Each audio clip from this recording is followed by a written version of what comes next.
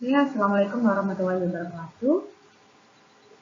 Good morning, everyone. So, in this section, we will discuss about advanced grammar. The outline for the first one is grammatical voice. Second is active and passive voice. The third is the importance of grammatical voice, and the last one is grammatical voice for key takeaways. So, what is grammatical voice?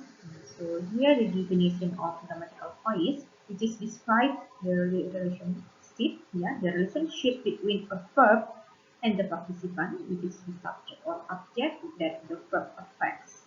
So, details.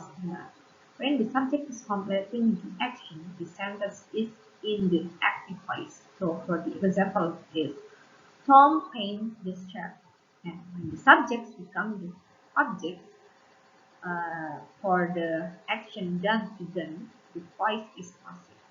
The sat was paid by Tom. So subject of the voice.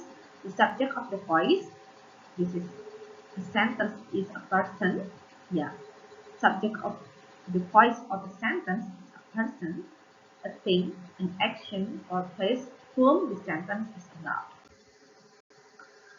So the second outline, active and passive voice. Here for the definition, for the explanation.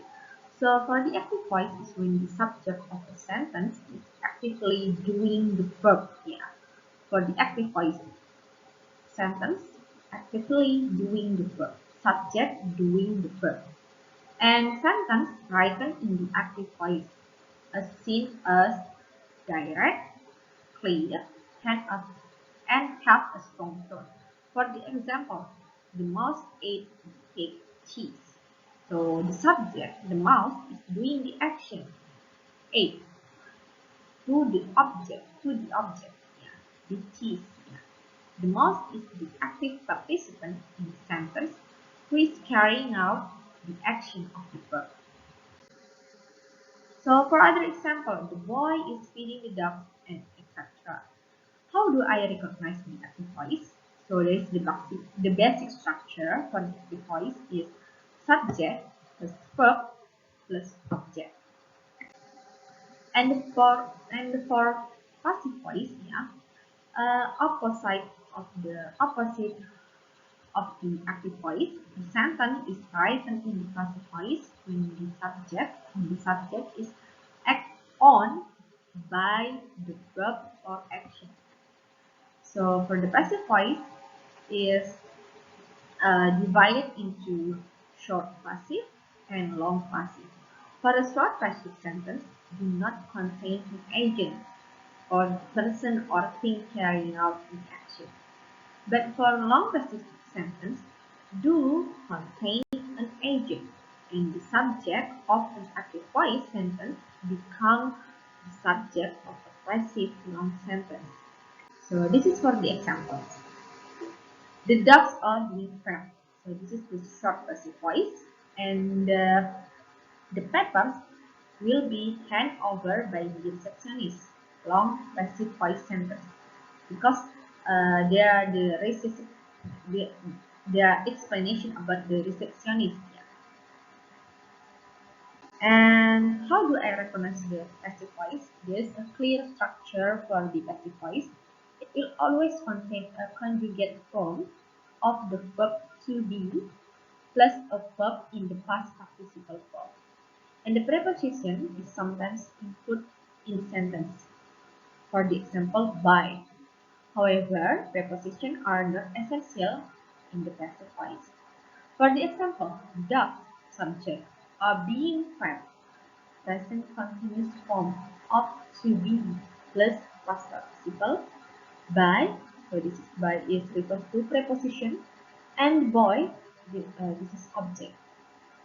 Yeah, and the mouse, yeah, subject was chased, yeah, past form of to be plus past participle, which is to be is was, yeah, past form of to be is was, and past participle is chased, and by, which is preposition and the third object.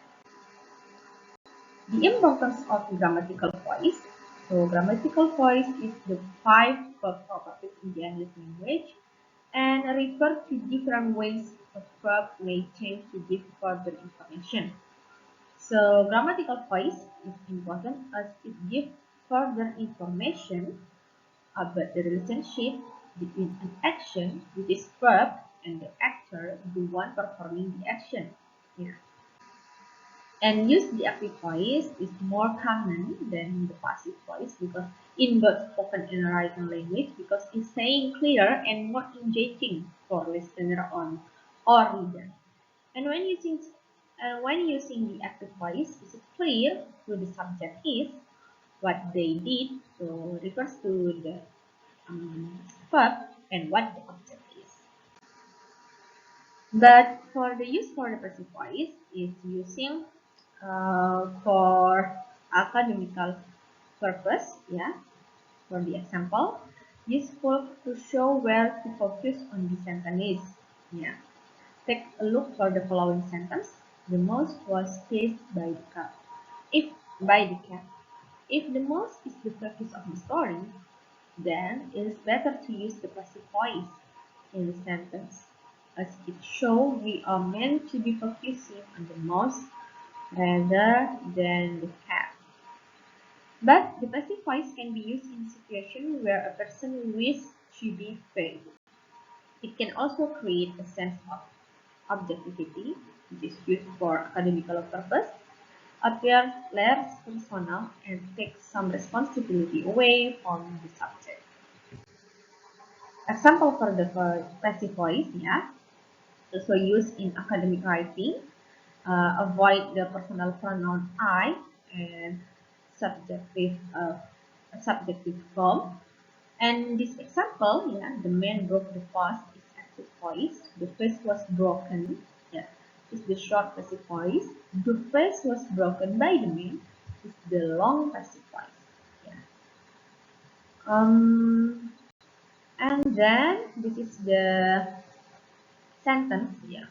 Some examples for the sentence for active voice and passive voice. And the last outline is grammatical voice or key takeaway. So grammatical voice, there are two types of grammatical voice, which is active voice and passive voice. And the active voice is more common, yeah, both written and spoken, and such as to draw focus on the object. And two types of passive voice is short and long passive voice. Passive voice shows the subject is being acted on and the subject is not doing the action themselves, but having the action done to them by something else. And the active voice shows that the subject is doing the action, is doing something.